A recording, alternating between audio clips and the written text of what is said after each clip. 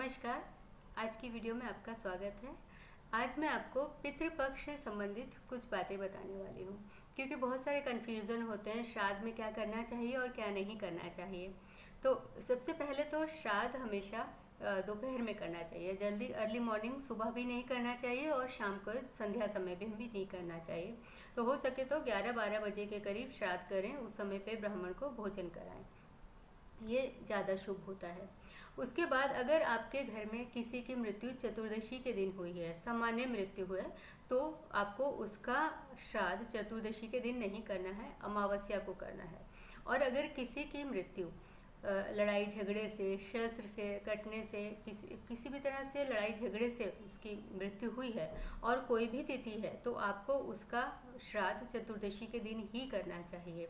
ये बहुत ध्यान देने वाली चीज़ है। चतुर्दशी के दिन सिर्फ उनका श्राद्ध किया जाता है जिनकी मृत्यु लड़ाई झगड़े या चोट लगने से हुई हो, लड़ाई झगड़े में मार काट से जिनकी मृत्यु होती है। जैसे युद्ध पे कोई इंसान मारा गया, कोई सैनिक मारा गया, तो उसका हमको श्राद्ध चतुर्दशी के दिन ही करना चाहिए, वैसे नहीं करना चाहिए, क्योंकि यही विधान के अनुसार लिखा गया है।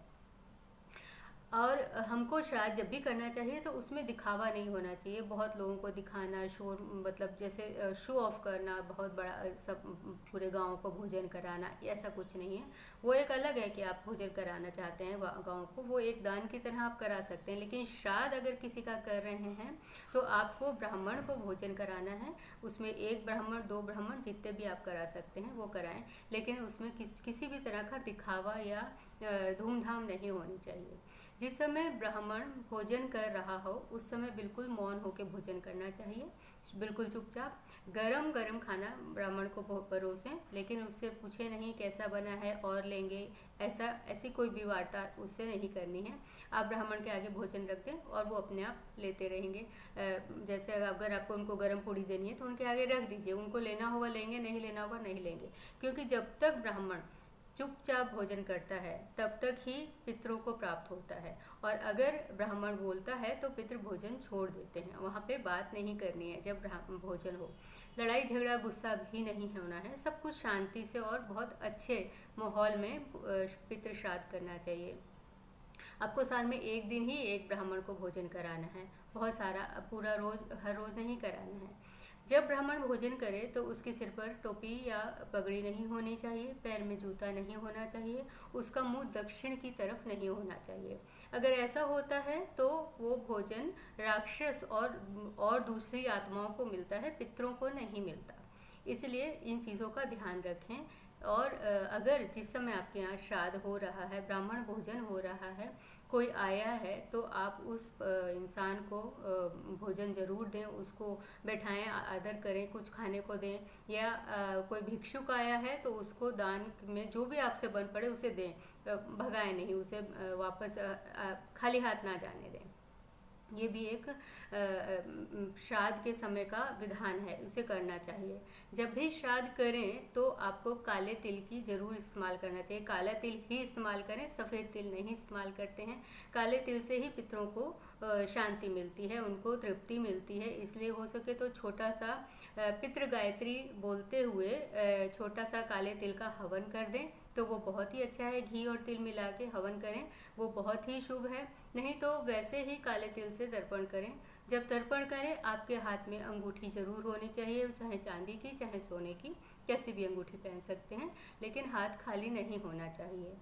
आपको जब ब्राह्मण भोजन कर रहा हो उस समय कोशिश करें पीतल के या तांबे के बर्तन में भोजन कराएं। कांच के बर्तन या प्लास्टिक के बर्तनों में भोजन नहीं कराना चाहिए ब्राह्मण को।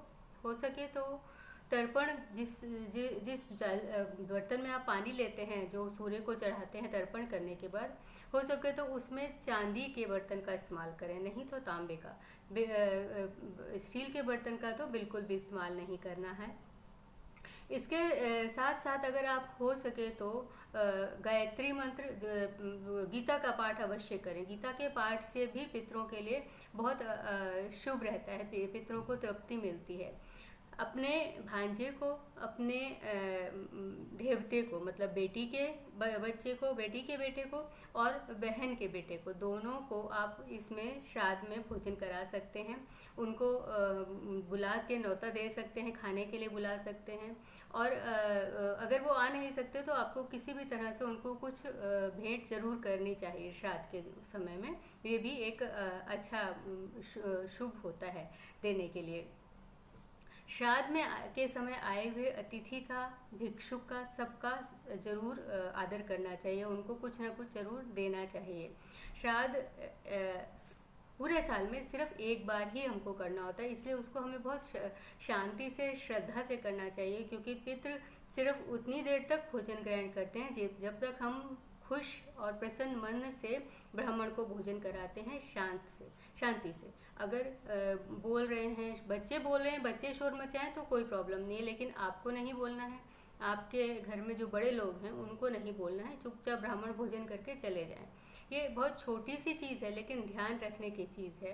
थोड़ा सा संयम की ज़रूरत है। लेकिन पितृ अगर सुखी होंगे, पितृ अगर प्रसन्न होंगे तो आपका जीवन हमेशा हर परेशानी से बचा रहेगा। ये छोटे छोटे 2-3 उपाय थे जो मैंने आपको बताए हैं। और अगर आपको कुछ और भी पूछना है तो नीचे व्हाट्सएप नंबर दिया है, आप उस पर मैसेज करें, मैं आपको जवाब ज़रूर दूंगी। नमस्कार।